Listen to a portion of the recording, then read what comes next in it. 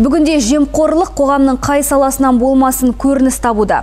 Алайда онымен күрес дамылсыз жүргізілуде.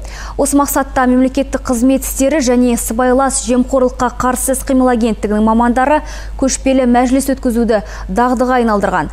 Ондағы мақсат мемлекеттік қызметкерлермен кездесіп, оларға парақорлықтың зияны, оның салдары неге апарып соқтыратынын кеңінен түсіндіру.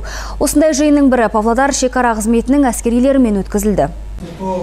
Мемлекеттік қызмет істері және сыбайлас жемқорлыққа қарсы іс-қимыл агенттігінің көшпелі отырысы бұл жолы ұлттық қауіпсіздік комитеті шекара қызметі жасағында өткізілді. Жиында әскерилерге жемқорлықтың туындау себептері, оның қоғамға тигізер зардабы мен салдары туралы айтылды. Жалпы шекара бойында түрлі жағдайлар туындауы мүмкін екені белгілі. Мәселен, 2017 жылы шекара қызметінің 3 әскери қызметкері парақорлық үшін қылмыстық жауапкершілікке тартылған. Биылғы жылы ондай жағымсыз фактілер тіркелген жоқ.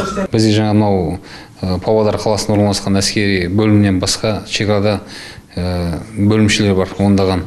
Онда да әскери қызметшілер қызмет етеді, және ол әскери қызметшілермен де біз әрдайым әскери полиция, жаңағы әскери прокуратура, солармен бірге жаңағыдай осы жемқорлыққа қарсы, сыбайлас жемқорлыққа қарсы іс-шараларды өткізіп отырамыз. Бұл туралы бізде программалар бар, жаңағы әскери прокуратура талабымен кезінде құрылған. Ресеймен шекара бойында бірнеше әскери бөлімдер орналасқан. Жемқорлықтың алдын алу мақсатында осы бөлімдердің басшылары қызметкерлермен кездесулер ұйымдастырылды. Жалпы бұл ретте кез келген мекеме басшысына қол астындағы қызметкер үшін жеке жауапкершілік жүктелген.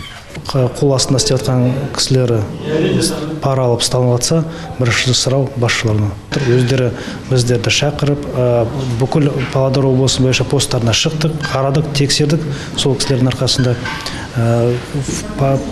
шекарада болған сарбаздармен кездесіп, осындай жиындарды жыл бойы көп жасадық.